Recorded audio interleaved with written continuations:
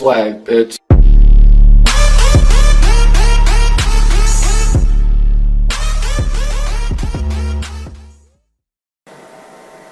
Juan Carlos nos cuenta cómo era su vida de pequeño, con 10 hermanos con los cuales se divertía jugando fútbol. De todos ellos, él era el que menos sabía jugar, ya que se dedicaba a leer filosofía y literatura, porque su hermano Iván le había enseñado a leer. Los nombres de algunos de sus hermanos son Iván, Marta, Javier, Luis, Luchi y Gloria. Marta se casó a muy temprana edad. Hoy en día Marta es abuela. Tenían una hermana llamada Ana, la cual los dejó para ir a la cancha celestial. Luz Mercedes, a quien llamaban Luchi por cariño, no era buena en el fútbol, pero jugaba este deporte para acompañar sus tardes de soledad y temores. Nadie sabe cómo es su vida hoy. Luis, el más activo de la casa, parecía incansable. Él desde muy joven empezó con sus deberes de adulto, sin disfrutar casi de su niñez. Al cumplir los 50 ya jugaba en Palmeiras, atacaba muy bien y se convirtió en mi protector. Siempre me defendía porque yo era el más miedoso. Adriana, la más calidosa para dominar el balón. Ella no sabía si era adoptada, puesto que no había fotos de ella cuando era pequeña. Su mayor gol fue su gran entusiasmo y alegría para enfrentar los problemas que le puso la vida misma. Juan Carlos está casado y tiene 2 hijos llamados Santiago y Catalina, 2 buenos seres humanos quienes les atrae el arte, un padre al que no le gustaba el fútbol y una madre que lo soportó. Cuando envié la primera columna al periódico sugerí que se llamara Fútbol Paradójico, porque mi idea era escribir sobre las articulaciones reales o ficcionadas. El fútbol nace para establecer vínculos, es el lenguaje que nos inventamos los hombres para no aburrirnos los domingos. Hoy se juega toda la semana en cualquier horario. El fútbol es una narrativa que nos nombra, que nos estremece, nos provoca un encuentro con Dios y con el diablo, porque es capaz de provocar las pasiones más inhumanas. El fútbol es finito como los seres humanos. Otros autores hicieron homenaje al fútbol: Quiroga, Benedetti, Cortázar, Camus, Cela, Villoro, Uriz, Eco, y tenían razón. La literatura es una obra que nos permite conocer la fragilidad humana. Es la estética y la ética del fútbol. Literatura es litera, modifica y vuelve a quedar. Palabra dicha, los hombres somos esas palabras que se juntan para dañar o componer. Fútbol y literatura son 2 narrativas que se juntan para comprender la incertidumbre humana, porque arrastran pasiones pero se ven enriquecidos por artimaña, es decir, por la estética de lo feo. Teniendo en cuenta a Apolo y a Dionisio, para concluir que lo que nos caracteriza no es la moraleja, sino la paradoja, el contrasentido o el sinsentido. Dicen que el fútbol femenino no es estético para los ojos, pero hemos visto en el torneo de la Pony mejores partidos entre las féminas que entre los masculinos. El autor de La Peste vivió en sus propias entrañas, vivió la soledad que produce guardar el arco de una selección de fútbol, porque padeció las tormentas psicológicas de un arquero. Lo paradójico es que su posición en la cancha termina con las 4 letras que hablan de amor, y más paradójico aún es la posición con más sinónimos: cancerberos, arqueros, porteros, guardaballas. La lista es interminable, el lenguaje que los nombra. El número 1 nunca es el número 1. Habitan la soledad en la multitud, no pueden cantar los goles y viven la derrota en nubes franciscana. Mario Benedetti escribió El césped, un cuento de sensación trágica: que el mejor amigo haga un gol de penalti para colmo ordeñado. Un arquero más que se suicida. Varios arqueros habían tenido esa sensación, no siempre por la misma razón. Moacir Barbosa, Dale Robert, Martín Cabrera, Robert Enke, Alberto Vivalda, Lester Morgan, Luis Ibarra y Mariano Gutiérrez. ¿Por qué se suicidan algunos arqueros? Tomaron la decisión por dejar su huella eterna. Otros decidieron imitar a Hemingway. Hay tanto cansancio que encontraron en su última voladora, el silencio que buscaban entre las redes solitarias del arco. No hay tranquilidad para un arquero, así como no la tuvieron autores como Andrés Caicedo, Alejandra Pizarnik, José Asunción Silva y otros tantos, que sin ser arqueros tuvieron el epíteto de locos: Gatti, Higuita, Burgos, Iván Rodas, Ramón Quiroga y algunos otros. Dicen que el fútbol es la recuperación de la infancia. ¿Se acuerdan de Raúl Ramón Navarro, Lorenzo Carrás y Amadeo Carrizo? Cuando se terminaban las clases de los viernes, después de una semana entera de fútbol, estos esperaban los sábados para la revancha del sábado pasado. En casa formábamos porterías con cualquier cosa: piedras, palos, materas. La casa era el primer estadio que habitábamos, y cuando no había pelotas, un par de medias o un cartón corrugado se convertía en un balón.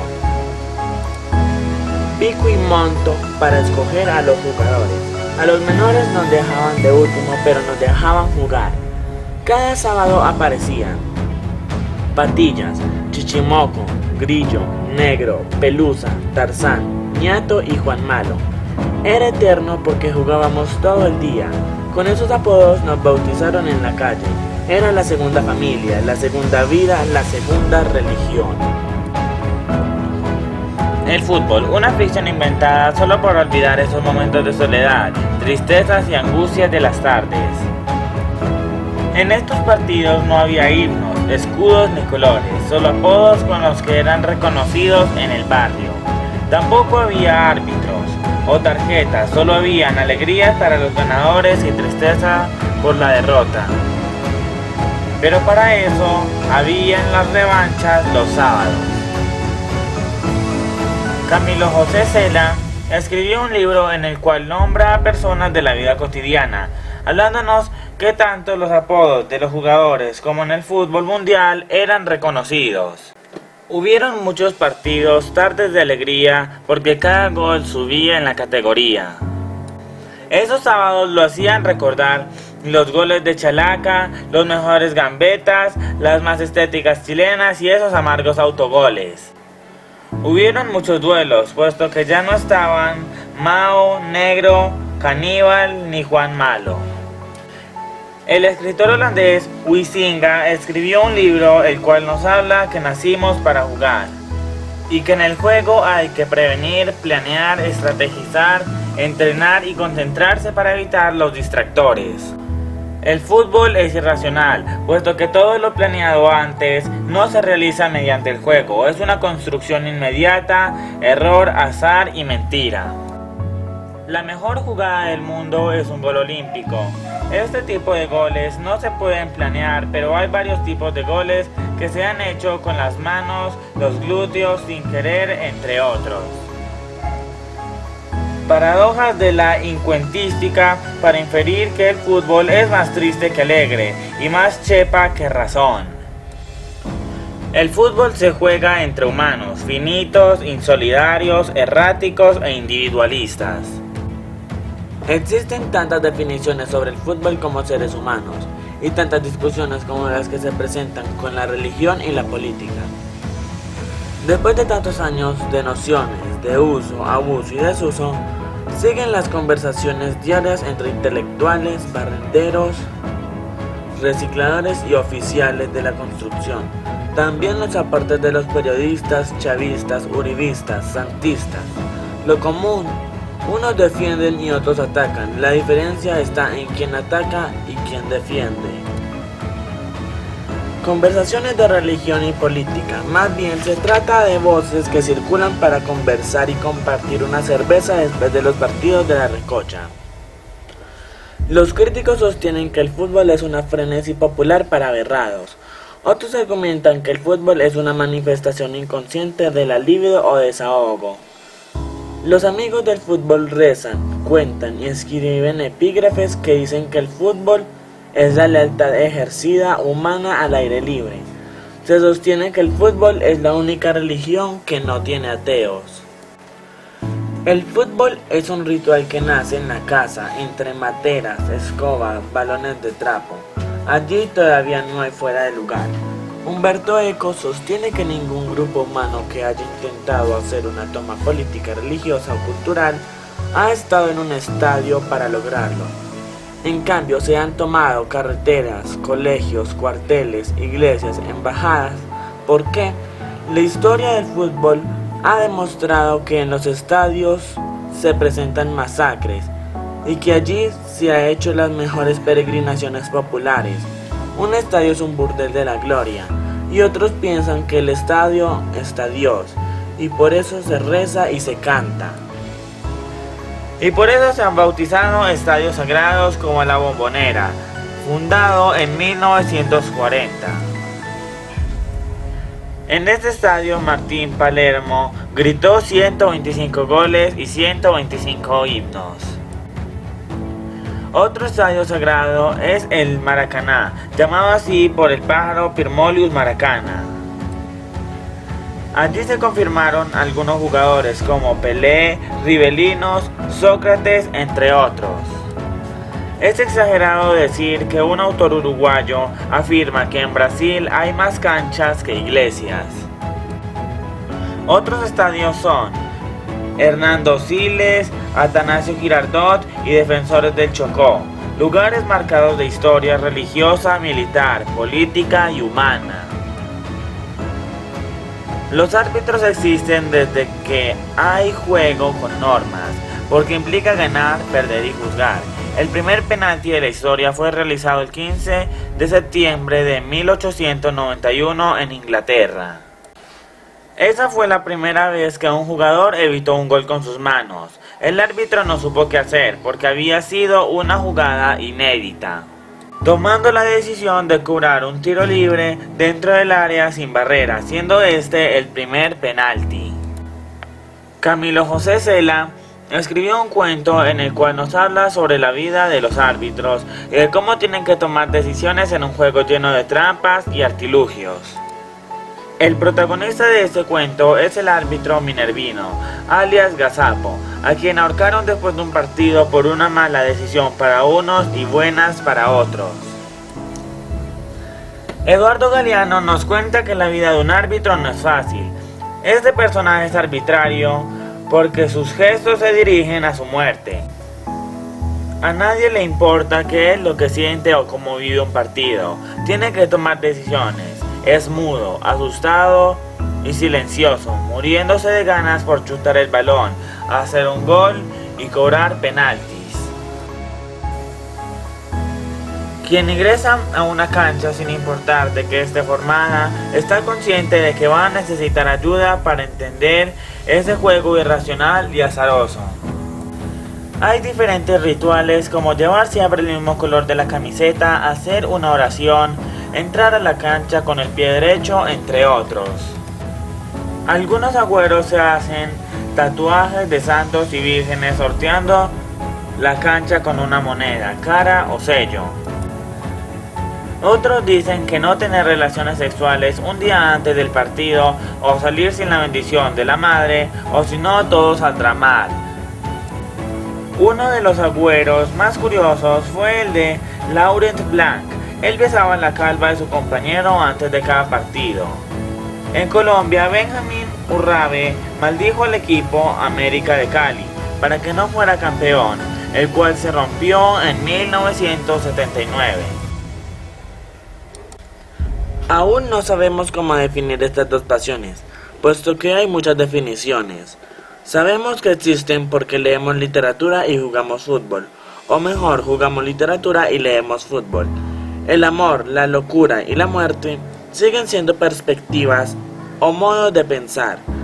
Son riesgos o caídas de los humanos. Estas pasiones se viven en la cancha cuando se juega fútbol o cuando se ve jugar fútbol. El fútbol y la literatura habitan en el amor.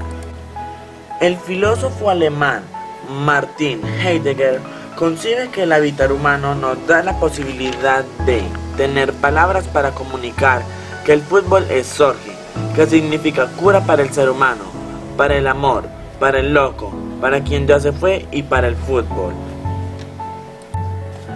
En el fútbol aparece el Kairos, y los futbolistas viven un destino circunstancial o mejor en una épica del Dasein, donde se conjugan el honor, la amistad y la felicidad. Antes de los griegos, los japoneses ya habían jugado con una pelota. Homero y Platón enseñaron sobre la esferomaquia, un deporte con una pelota redonda. Horacio, Virgilio y Ovidio escribieron tratados sobre el amor, la locura y la muerte. Para los griegos, el círculo es la figura perfecta y el número 10 la cifra inigualable. En el fútbol moderno es el número mágico porque representa el jugador que más recrea metáforas en la cancha, taquitos, gambetas chilenas, gafiadas, a pesar de varios directores técnicos. En este texto, hasta Dios es redondo, como se llama uno de los libros recientes de Juan Villoro. El fútbol y la literatura comparten la soledad de una casa, en donde habita el amor, la locura y la muerte. El fútbol conjunta a miles de personas, pero en la derrota la soledad se agudiza. El primer partido se pierde entre hermanos, es para apostar el huevo más grande, el mandado o la lavada de los platos. El primer balón, la primera camiseta de fútbol, los primeros guayos son el primer antídoto contra el amor que de todas maneras nos llega para amargar la existencia. No escogemos el primer amor, todo nos es impuesto, hasta el nombre. Jugamos hasta 10 partidos diarios, para aplazar ese encuentro con esa sensación. Aún no sabemos que podemos evadirlos. El fútbol no podrá reemplazarlo. La casa es el primer estadio para evadir el amor. Cuando estamos niños, el fútbol está por encima de todo. La cabeza está llena de goles. Aún no ha llegado la literatura y el amor. Y como pregunta Walter Saavedra, ¿cómo vas a saber lo que es la vida si nunca has jugado fútbol? Un gol olímpico es comparable con el más bello poema de Alejandra Pizarnik, o el cuento de Quiroga sobre el jugador que se suicidó en el mismo estadio donde hizo espectaculares goles. El amor, la locura y la muerte son lo único seguro que tenemos. El amor llega cuando no era, la locura cuando era y la muerte no sabemos si era. Los tres son fragilidad, son ser y edad, es decir, seriedad. El fútbol y la literatura comparten sus azarosos finales. Pelé, Maradona y Messi hacen en la cancha lo que les da la gana con los espectadores. Los poetas Alberto y Hernández dedicaron sus mejores poemas a esas figuras solitarias que juegan con las manos mientras los demás juegan con los pies. El fútbol es la casa del amor, es la morada de la locura, el fútbol es la posada de los tangos de Gardel. La literatura es la casa del desamor y el fútbol la habitación del carácter. Leer fútbol es hacer una gafiada, un gol de los que se gritan para toda la vida. Jugar literatura es escuchar y ver las metáforas, con sus sueños a la redonda. Entre pase y pase nos reconocemos débiles, es decir, enamorados, locos o muertos. Y por eso la literatura y el fútbol salvan de los domingos sin fútbol y los sábados sin literatura, y sobre todo nos deja ver cómo somos. Celebramos los goles como celebramos el mejor poema de Borges, el poema más complejo del Vicente o Huidobro. El fútbol es indefinible en el lenguaje porque ambos desbordan el ámbito de la lengua humana. Jugamos con el pie, pero el corazón es el que siente los ritmos cambiantes del partido. El arco es la casa del balón, en cuyo grito habita el ser humano que hace los goles. Este comienzo de 100 años de soledad, tras un sueño intranquilo, Gregorio Samsa se despertó convertido en un monstruo insecto. Ambos dejan de ver la cara aguda y triste realidad. Aureliano Buendía y Gregorio Samsa están a 11 pasos de alguien que va a cobrar una pena máxima, que ya fue pitada y no tiene reversa.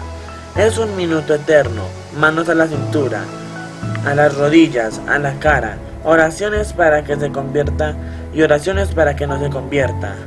El penalti más largo del mundo. La palabra penalti en el latín poenalis, es decir, ciudad. Un penalti es la demarcación de una ciudad del castigo, que se fragúan y resumen las acciones humanas, valores, trampas, miedos, oraciones y lágrimas en la tribuna. El penal es un fusilamiento que condena a muerte que ninguna tribu goza. Aureliano Buendía, conocido hielo y sintió lo mismo que él cuando pisó por primera vez el Atanasio Girardot. Ningún torneo puede quedar empatado. No hay posibilidad de tener dos ganadores y menos que uno se resuelva el duelo como se dice en el fútbol. El principio de la definición de dos penales, como en esa cultura que habitamos, lo vemos en el reinado en la vida cotidiana. Es preciso eliminar para ganar. Tiene que haber un ganador y un perdedor. Por eso se llama juego. Desde que existe la pena máxima existe la angustia de árbitros, técnicos y fanáticos. Algunos definen el penalti como intriga, falta, castigo, justicia, eyaculación en cámara lenta, fusilamiento cruel. En el penalti se paraliza la existencia. Hay un limbo mudo porque, como le ocurrió a Aureliano Buendía, todavía hay un minuto para el recuerdo antes del tiro de gracia. Algunos jugadores no son capaces de cobrar los penaltis, ya que les da ataques de nervios, su cuerpo y piernas tiemblan, mientras que otros lo hacen sin ningún problema. Estos caminan con el balón en sus manos, lo besan, pisan la grama, según ellos para disminuir la tensión. Y en ese momento es como si todo cambiara, ya que el mundo es otro. Una civilización entera desaparece y se crea una nueva palabra, no sé qué pasó. Hace poco, Mario Arenas me recomendó un video llamado Tiro de Gracia, que les recomiendo para que gocen con una situación de dos seres humanos con el cobro de un tiro libre con barrera. Los 90 minutos más la acción son el tiempo para ganar, perder o empatar. Pero en las instancias finales hay que disolver el empate. 10 con 11 jugadores, sino con 5 cobradores y un atajador. Él recuerda con nostalgia los nombres de algunos arqueros que habitaron la cima: Goicoechea, Higuita, Córdoba, Chilavert, entre otros cobradores que disfrutaron de su velocidad, pero probaron la amargura por equivocarse en un tiro de gracia: Messi, Ronaldinho y Ronaldo. Pero en el caso más extraño fue en una Copa América, Colombia-Argentina. Palermo falló 3 tiros de gracia en el mismo partido y en ese instante se juntan tragedia, novela, comedia, tensión, pasión, miedo, dolor, alegría y tristeza. Un tiro de gracia es la posibilidad que tenemos para conocer las fragilidades humanas. Dicen que Camus jugaba de arquero y casi nunca tapó penaltis. Dicen que cuando cobra un penalti se amplía la portería para el arquero. Hay mucho ardor en el corazón de un futbolista como en el de un poeta. ¿Cómo elegimos ser futbolistas o nuestra posición en la cancha? Arquero, defensa, goleador, entre otros. Esta es una elección enigmática que no depende de los técnicos, ya que ellos no estaban cuando habíamos comenzado a jugar en el pantano, en la calle o en la grama. Hay un carácter diferente en cada posición de la cancha. Ubicarse geográficamente en la cancha implica asumir responsabilidades y emociones distintas. No todos juegan en el mismo tiempo, no todos tienen el mismo tono, ritmo o color. Por ejemplo, el número 2 es el filósofo, el orador, el locuaz en la cancha. El número 10 es silencioso, dice con sus maromas y gambetas. Y el 8 deviene imperceptible, pero cuando aparece es un artista, un atrevido. En el fútbol hay una edad en la que es importante jugar, estar, existir, conversar, aunque se pierda el partido. Andrés Escobar siempre habitó el 2 y expresó: yo nací con el 2 en la espalda. A los número 2 los tratan de una forma diferente a los demás, pues los tratan como si fueran jefes, patrones, y son los que tienen más autoridad y han sido llamados dioses del área. En ocasiones juegan con otro número, pero no cambia su manera de habitar el 2, solidarios, calidosos y miedosos. El fútbol de Andrés es el de un dosificador, equilibrio y armonía. El 2 es eterno, aunque sea puesto con lápiz o con esparadrapo. Es un sello, un modo de ser y estar en el mundo. La naranja mecánica casi nunca visita los predios del arquero de su equipo y siempre va acompañado del 10 o el 7 y cabecea como si tuviera las sienes de hierro y tiene cicatrices en las cejas. El 9 es como un búho, muerde, vive y mastica el área y define como el búfalo. El número 9 no tiene amigos entre los rivales, aunque le gusta abrazarlos al finalizar el partido. Un 9 se gasta la vida celebrando, haciendo himnos, no importa si está parado, si le pega el balón o la cabeza, o si es de chalaca, cantar gol es su máxima preocupación. Cuando el 9 se va del terreno de juego sin marcar una situación distinta, es como ir al cine y no ver el final, o escuchar la narración de un gol sin saber quién lo hizo. Al 9 nadie lo mueve, pero es el que más mueven los técnicos do, re, mi, fa, gol. El 9 se ve enfrentado a tomar decisiones. El fútbol no admite reflexivos sin dinámica. El 9 es huevero. Como lo decíamos al 9 en la calle, este es el destino del 9. Su posición en la cancha es más frágil, lo que más rotan, pues a un defensa lo dejan todo el partido, a un goleador lo cambian si no hace goles, a los 9 los valoren como pura sangre. Un 9 habita una zona de campo que hace respetar con goles. Basta recordar los golazos de Müller, Klose, Fontaine, goleadores que pasaron a la historia, goles mágicos, enigmáticos, inciertos, amargos. Se pusieron a 9 seres humanos, al fin y al cabo la lista de goleadores que se vistieron de 9 es interminable. Pero algunos pisan más fuerte que otros, por eso son los protagonistas mundiales como Arturo Cova, el de la vorágine, o Pedro Zavala, el del guayabo negro. 9 negros, bajos, altos, flacos, gordos. Percy, Cavani, Garrincha. Jugaba con un 9, personajes rotos que encontraban en la bebida el único atenuante para seguir con vida. Personajes que tienen que resolver su ardorosa existencia en una jugada magistral repentina. Jugada que termina con el grito furioso y rubioso de gol. El de la cima que se convierte gradualmente cima sin más. El balón de oro de 9, los goles de jugadores como Crespo, Vilarete, Aristizábal o Falcao hacen homenaje a estos seres que salen de viaje. Recordar esos viajes hacen homenaje a los goles de Santa Galván, Ángel Galiano. Sabemos ser 9 porque hacemos goles bonitos, feos, solidarios. Gallego, Santi, el enano, Hernán, Víctor, personajes de un cuento novela que se está escribiendo.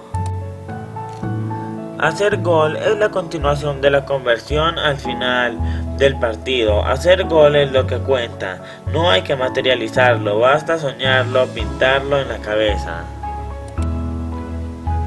Todos soñamos hacer el mejor gol de la vida y escribir el mejor libro del mundo. Nunca hicimos el mejor gol, aún faltan. Felicitaciones a los integrantes del Nacional, mi mamá, quien también habita la cancha en la que siguen haciendo goles, Víctor, Peñuela y Garrincha. Llegó el enigmático 2014, el año de un mundial, más el número 20 en el que se ponen a prueba las tecnologías, las comunicaciones, la inmediatez. El fútbol es una religión que no tiene ateos, dice Galeano y otros estudiosos del fútbol como fenómeno espiritual y social. En los mundiales es el único cuento en el que se juntan todos los continentes, modos de ser y pensar, siendo este el mejor pretexto para gastarse la vida en 30 días, además de ser el mejor negocio del mundo. El mundial es desorden en el orden. En un mundial se vive la Navidad en mitad del año porque se congelan dolores, guerras y fracasos. Por fin llegó el 2014, el año fuleco, una fiesta en la que se suspenden el tiempo y el espacio. Es uno de los deportes en los que unos intentan no caer y los otros hacen lo imposible para que el rival esté fuera de lugar. Fuera de lugar, una extraña jugada que se concreta en una línea que no existe, pero que se dibuja en la mente de los jugadores. El fútbol es un deporte de lo imprevisto. Caer en fuera de lugar es fácil, lo difícil es saber por qué se está en fuera de lugar. Y ningún jugador acepta esto de buena gana. La mirada del jugador, del espectador y de los jueces cambia. La palabra mercado tiene sus orígenes. En la antigüedad, trueque, cambio, compra y venta. Hubo una época donde los hombres y mujeres eran vendidos, cambiados o comprados. Alexander Murray y Palmer Halley hizo una radiografía de la esclavitud durante 7 generaciones. Jugar fútbol era gratis. Ir a una cancha de fútbol barrial no tenía costo. Garrincha y miles como él no supieron de riquezas ni de ferias de millones. La marcación ya no está en el pecho desnudo, sino en la camiseta y la pantaloneta. Ventas de escudos y banderas, entrevistas exclusivas, publicidad, etc. El fútbol es fútbol desde que hay otro, alguien a quien métele gol. El fútbol se hizo para jugar en compañía, sin embargo recuerdo haber jugado solo. Él dice que sin fútbol no hay vida, que en absoluto la mayor parte del mundo se juega fútbol, que a donde vayamos va a haber un pequeño rastro de fútbol. Eduardo III había prohibido el fútbol, ya que era algo muy salvaje y no sano. Traía emociones como alegría, odio, tristeza.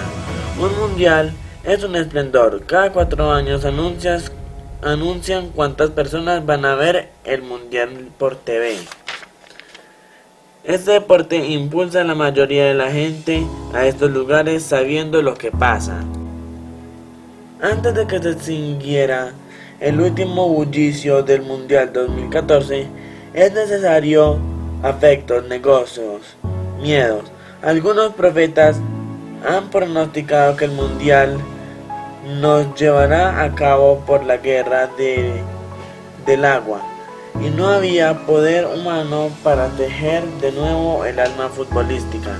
Alfredo Di Stéfano murió 5 días antes de ver este marcador inusual, 7-1. Cuando Borges escribió el Aleph, tuvo que hacer unas explicaciones sobre esta noción de tiempo. Borges no explicó el tiempo como concepto, sino como una experiencia vital. Domingo 5 de septiembre 1993. Ese fue el mejor partido para Colombia, pero el peor para los argentinos. Eduardo Sacheri escribió un libro llamado Esperando al Tito, un cuento que alude a la espera, al tiempo, a las no llegadas. Beckel creó a Godot para que aprendiéramos sobre paciencias. Recuerdo que en mis primeros desafíos callejeros se volvió un ritual jugar con los mejores amigos. Hacíamos todo lo posible para quedar juntos. Un amigo se fue. Felipe Arroyave me contó una anécdota. En plena guerra, el oficial al mando de un cuartel militar dio la orden de ataque. Ningún soldado le hizo caso. Silencio total. Espera absoluta. No hay partido oficial si no ha llegado el árbitro. Todos persistimos de la espera. Una carta, una llamada, una mirada, una foto. En el fútbol, a que llegue el mejor jugador, que el equipo esté completo. En la universidad, que llegue el profe, que no llegue, que haya clase y que no haya clase, entre otras cosas. Somos hechura de la espera. Está comprobado que nos hemos convertido en lectores de titulares, pero por impacto visual. Algunos periódicos acostumbraban comenzar los textos con una letra capitular, es decir, con una letra que sobresalía por su tamaño y tipología. Eso mismo pasa con los seres humanos y el fútbol. Para los seres humanos, ser titulares en una condición inhumana, suplir es igual a complementar. Saberse titular implica aportar un poder que se reconoce cuando se pierde titularidad. El titular actúa distinto, el suplente desea estar en el titular, se esfuerza por tener esa virtud de comenzar los partidos, pero hay un sino que no lo deja tranquilo. Para ser titular no es fácil el camino que hay que recorrer. Han habido suplentes que llegaron a la fama sin siquiera entrar a la cancha. La titularidad está unida a un hilillo frágil y débil, como la condición humana. Kundera, Poe, Sáfire, quienes llegaron a ser como Cervantes, Homero y Virgilio. Así como García Márquez, Julio Cortázar, Cabrera Infante y Virginia Woolf, por fin una mujer en la titular. En Colombia, James; en Argentina, Messi; Maradona; Brasil, Pelé. Todos en la vida llegaremos a ser titulares. Hay domingos aburridos, insípidos, que no parecen domingos porque no hay partidos en la cuadra, ni en la cuadra del frente, ni en la cancha del barrio, o porque se fue la luz para ver el partido. Si el fútbol y vida son lo mismo, la voz del narrador acompañada de la voz del comentarista se convierte en solidaridad, de una polifonía de voces que dicen, narran e inventan mundos posibles. Hay fútbol mundial, fútbol callejero, fútbol de vida. En el mundo literario también hay narradores, descriptores, poetas y lunáticos. Juan Rulfo y Cabrera Infante son excelentes narradores. Pedro Páramo y Tres Tristes Tigres. Alejandra Pizarnik y Virginia Woolf, dos descriptoras extraordinarias. Andrés Caicedo y Rafael Chaparro, dos narradores lunáticos. Cuando no hay fútbol hay literatura, pero cuando no hay literatura no aparece el buen fútbol. Si se pudiera doblar una cancha de fútbol tendríamos la imagen de un espejo, es decir, igualdad de dimensiones por todas partes. El mismo ejercicio se puede hacer con el cuento Continuidad de los Parques de Julio Cortázar. Si se dobla en dos partes queda como una cancha de fútbol. Doblada se pierden las dimensiones entre realidad y ficción, desaparecen las fronteras. En el ajedrez y el fútbol hay algo similar. El mate al rey es gol adversario, quedar en tablas es quedar empatados. Cuando se juega fútbol se siente que hay un doble, que juega mejor que nosotros, que está en todas partes. Cuando se pierde, por W se habita un estado de soledad. Además se pierde dos veces, se pierden los puntos en el juego. Borges odiaba los espejos y la cópula humana porque se multiplicaban. Marcel Chow escribió un cuento que llama El hombre doble. En ese capítulo Juan Carlos nos cuenta el primer partido oficial de fútbol en la cancha de Campo Amor.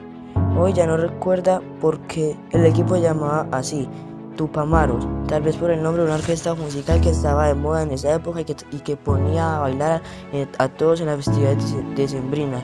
O tal vez había un grupo guerrillero en Uruguay que se extendió por todo el continente americano. Tenía nostalgia de esa época porque a propósito de la muerte de don Eduardo Galeano ha recuperado una imagen cinematográfica sobre el primer uniforme. El partido era el domingo, pero se los entregaron desde el jueves y solo era la camiseta, no había dinero para lo demás. Y ese uniforme era ya motivo de alegría, de miedos, de sinsabores, de presentamientos. Debutar contra un equipo que se llama Estrella Roja implicaba acontecimientos que no se olvidarán jamás. Algunos biógrafos sostienen que Pelé se puso su uniforme antes de su debut y durmió con él, que no se quitó ni los guayos y rezaba para que llegara la hora del partido. El día del estreno no lo pusieron a jugar, estaba condenado a la banca. pero después sí tuvo opciones de jugar en varios equipos: Palmeiras, Estrella Roja, la 58, Guayaquilito, Amigos del Mundo. Este uniforme es una experiencia similar a meter y cantar el primer gol. Es una oda al sentimiento que produce pisar la gramilla de un estadio. Catalina diría que es como estrenar la bicicleta antes de una competencia.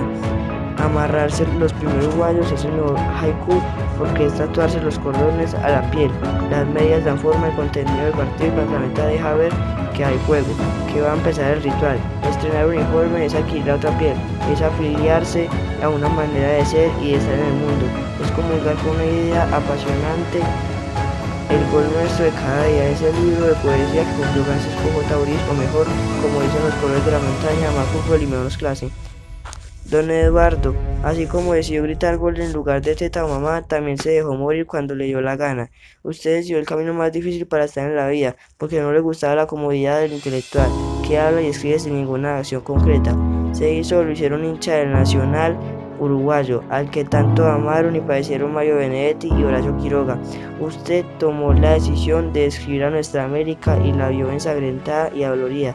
Asumió que faltaban más abrazos y empezó a repartir chilenas metafóricas, guarapazos, conceptuales y críticas mordazas al sistema imperante.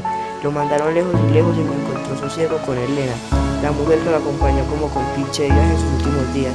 Abrazó ideas de izquierda, humanas, estéticas y dejó de creer que se había convertido en un limosnero de golecitos para evitar el lento y buscado 0-0. Descubrió que en Brasil hay un estadio en el que el primer tiempo se juega en el sur y el segundo está en el norte. Estadio cerrado por acceso de la mitad del mundo, del cero. Grande los límites y las fronteras, un estadio extraño en Macapá, capital de Amapá, en la que solo hay llegada por avión. Se dio cuenta de que hoy todo se convirtió en desechable: el amor, la locura y la muerte. Por eso úselo y tírelo, uno de sus libros más leídos, y nos invitó a bajarnos de este mundo por un instante para que viéramos cómo giramos y giramos sin motivos ni razones. Usted no tenía permiso para morirse, porque en todo el mundo sus libros se leen con la intencionalidad de hacer transformaciones sociales para la equidad. Usted le hizo múltiples homenajes a su perrita Pepa. Conversó con ella, se acompañaron mutuamente hasta que siempre llega la innombrable, y ella se fue. Usted leyó que en el Averno de antes se encuentran muchos de sus amigos cada domingo, se ponen los cortos y van a la cancha. Allá también hay cancha, para cuando se coge botellito dominical que termina con los consabidos, y le sale al gato si entró o no el balón, si era justo o no el marcador, o si se ganó con la táctica de gratis o si fue un truco pírrico.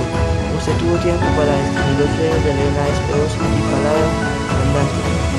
Don Eduardo, usted escribió que este mundo está patas arriba, que en español significa al revés, en la olla, sin sentido, en contrasentido, en contravía. Aún no hemos visto lo que usted vio porque se metió en las entrañas del lenguaje indígena y escuchó rumores de esclavitud, de sangre derramada en nombre del que Saramago llamó el factor Dios.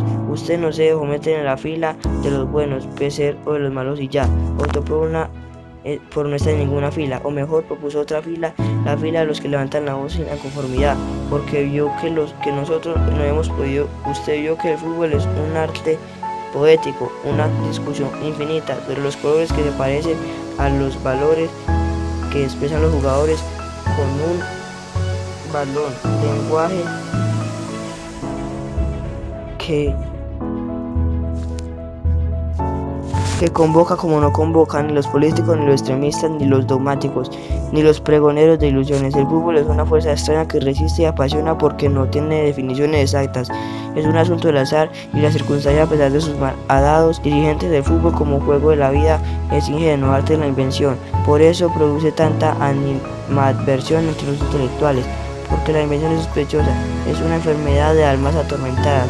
A usted le salvó el fútbol de una catástrofe precoz, le dejó la oportunidad de leer sobre estrategias, la estrategia de 22 jugadores que en cada partido entretejen un manifiesto del fútbol, en el estado más primigenio de la lógica, jugar para conocer al otro, vencerlo y darle un abrazo al final, porque hay revancha en el próximo cotejito, ese que se vive como duelo pero que termina como amistad y solidaridad. Usted demostró a los intelectuales que el fútbol es un fenómeno que recrea uno de los pocos rituales ancestrales perviven la competencia en Francalid. A pesar de las artimañas de quienes van al fútbol a vender y comprar sus propias miserias en nombre de un fútbol que perdió su dignidad, una tragedia que se hace ver como comedia y después como caricatura. Don Eduardo, usted decidió morirse antes de ver esta estruendosa caída de los dirigentes de la FIFA, quienes fueron llevados de sus tronos de oro hacia unos barrotes que están cubiertos de otros oros. Usted decidió morirse para no ver la ética y la estética derruidas por decisiones de quienes jamás han pisado una gramilla de fútbol. Se bajó de las gradas del estadio para no ver cómo se hunde el fútbol en una de sus peores épocas, precisamente la que todo está dado para evitar el fútbol. Don Eduardo Galeano, gracias por advertirnos que sin el fútbol el mundo sería más sata abirra. Cada día es el título de un libro sobre poemas de fútbol y cuyo compilador es Francisco J. Uriz y editado por Vaso Roto. En nuestro contexto latinoamericano hacemos alusión a Pan Nuestro de cada día. Pan y gol se convirtieron en dos almas gemelas porque están metidas en las entrañas del ser humano. Cada mañana circula el pan en tiendas de barrio, supermercados, casas, pan en tiendas y ventas ambulantes. El pan caliente, el pan de múltiples formas, pero siempre hay pan para vivir. El gol de cada domingo, lunes, martes, miércoles, jueves, viernes, sábado, pero con la esperanza de gol en todas las formas, aromas y en canchas, estadios, calles, montañas y ríos. El gol caliente, frío y desértico. El pan no puede faltar en las recetas de las abuelas y el gol no falta en las narrativas de los abuelos. Iván Yarza escribió su libro Pan Casero como un homenaje a los panaderos del siglo XXI. Con el gol sucede algo similar. Dante Panzeri, Luciano Guernique, Alfredo Rilaño, Vladimir Dimitri Jeffrey, Juan Villoro, Osvaldo Soriano, Gonzalo Medina, Beatriz Vélez, Eduardo Sacheri y Julio Friedenberg le han dedicado páginas inmemoriales al golecito de mi Dios, y desde perspectivas antropológicas, sociológicas, culturales y humanas, el fútbol mueve las mismas masas que el pan. El hogaza estética huele a gol, huele a pan recién sacado del horno, pero también hay pan flojo, débil con mal sabor, vinagre, corrompido. En fútbol hay reventa, goles podridos, infectados, goles de apostadores, de políticos y de imposiciones extradeportivas. El pan se endurece cuando no se saborea a tiempo. Pan es todo, gol es todo. En fútbol, por ello existe el pan asimo, aflorado, agradecido, vaso bendito, cañón, boda, pistola, proposición, salvado, tierno, eucarístico, perdido, pintado, incinericio, engañar y de cada día, entre otros. El que aparece en la boca de quienes convierten ese es el gol y fue fútbol. No importa si es bello, estético, con la mano, con la cabeza, pero ese gol es el rey de todos los goles porque con él se han ganado campeonatos mundiales, de barrio, de cuadra, de amor. Este es el gol nuestro de cada día, el más fonético y semántico de los gritos, el ritual de bautizo que pierde su sentido primigenio y se convierte en invocación de dioses, oración de resurrección y encuentro. Un domingo sin gol es un pecado mortal o un pan viejo. Para responder a esa pregunta es menester separar las dos nociones. La palabra juego, de acuerdo con la Real Academia de la Lengua Española, es acción y efecto de jugar. La segunda acepción de juego es ejercicio recreativo sometido a reglas, y en el cual se gana o se pierde. Juego de naipes, de ajedrez, de billar, de pelota.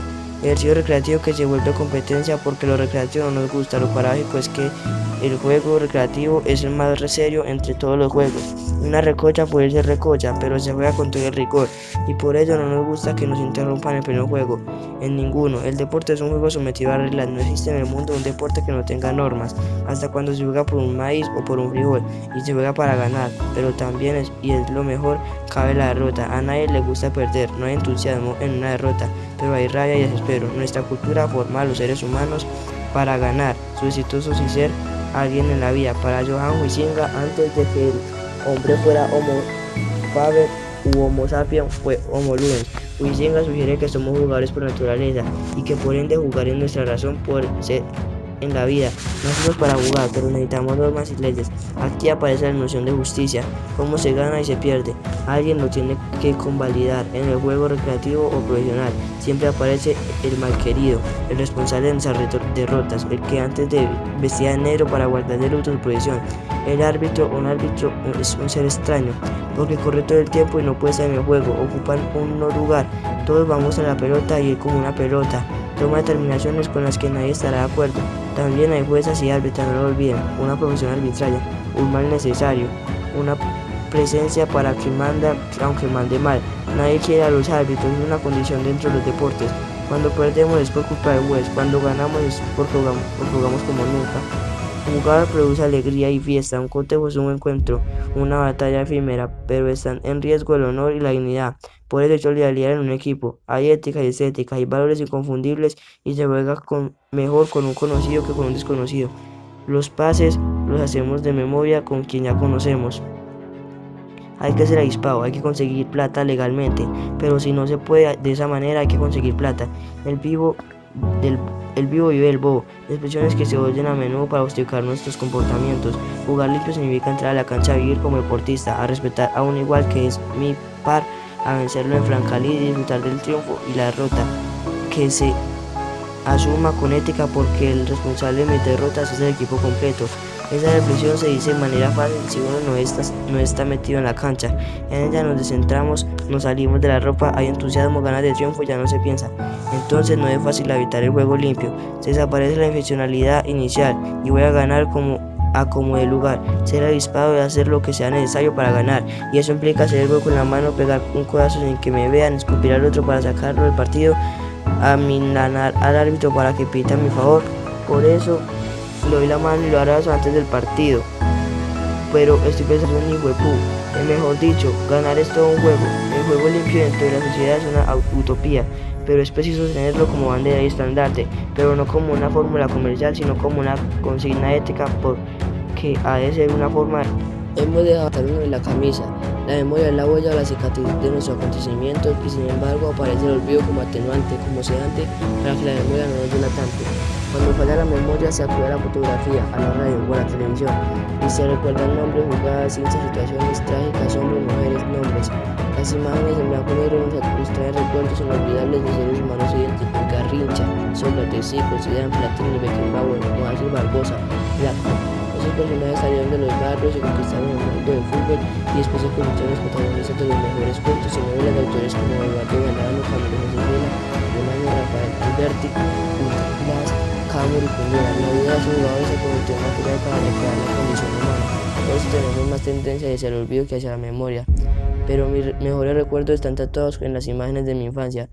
Hay una cinta imaginaria en la que aparecen mis primeros amigos, enemigos del fútbol, las primeras miradas inocentes entre niños y niñas, en un juego eterno de coquetería, pensamientos, sueños y silencios con suspiros incluidos.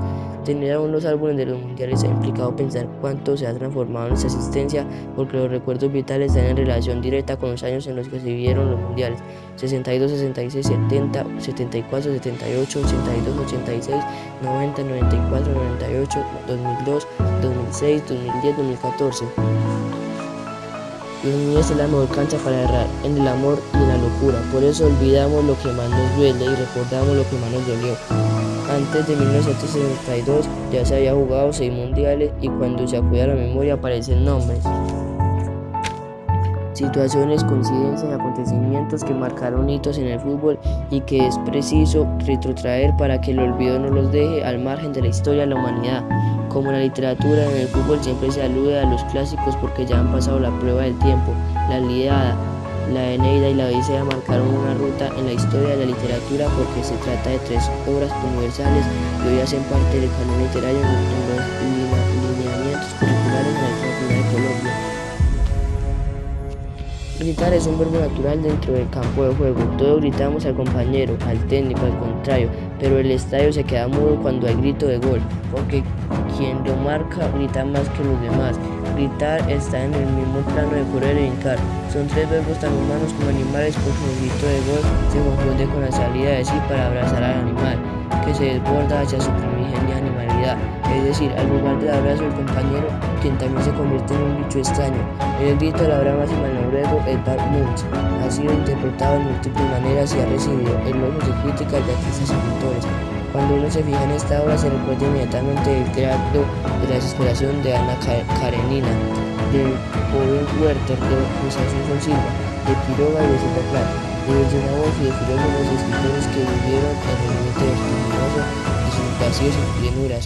Pero también se acuerdan unos futbolistas y deportistas que vivieron su propio drama ante el cobro de un penalti, el gol que iba a ser y no fue, de la definición de un campeonato, la vergüenza de un gol gafiado. En fin, el fútbol nos ha puesto en el mismo plano de los personajes de la literatura, porque comparten los mismos miedos. La decisión de un suicidio no ha sido definido ni determinado por ninguna ciencia, pero los alemanes tienen una palabra para designar a esa incertidumbre por cierravidas. Pero abre interrogante. Freiheit significa suicidio, pero de acuerdo con Juan Villoro, Freiheit es liberación. No es fácil tomar una decisión tan liberadora cuando hay burlas, chiflidos y derrotas que no se pueden soportar. El arquero alemán Robert Enke, después de la muerte de su hija Lara, tomó la misma decisión que Karenina, ir hacia el tren para que sus huellas fueran borradas de tajo, una decisión que tal vez liberadora, pero dolorosa y trágica, que no se ha de juzgar porque nadie estaba en la cabeza de quienes lo hicieron, salidos de sí o incluso metidos en sí o como animal. Delante de mí la persiana después de la persiana, fantasma Robert Graves, Baudelaire, Sartre, Camus, Piaz, Torne, Wolf, Cortázar, Borges, Quiroga y más fantasmas que no requieren traspasar la persiana que me obstinó en dejar entreabierta. Cierro la ventana y se cierra el mundo. Deseo hacer la memoria de los rostros de los maestros del pensamiento occidental para reconocer en ellos la alegría y la felicidad de los que tanto nos ufanamos por estos lares. Paso la página para buscar mejores rostros más sosegados. Al contrario, me encuentro con los de Becker, Artaud, Bangkok, García Márquez, Castaneda, Carpenter, Grufo, fantasmas que se van por regiones de ilusión, protagonistas de una obra que ha escrito alguien en medio de una vasta soledad. Tal vez si buscamos rostros en el fútbol, Pelé, Maradona, Batistuta, Iquita, Mondragón, Rafa, Goicoechea, marros amargos, adultos y pletóricos de tristezas por sus derrotas humanas. Rostros que aluden al fútbol, siempre en falta, con ganas de reír, pero con la tristeza profunda de quien nace derrotado. El fútbol es el espacio de la celebración, de la desesperanza, porque la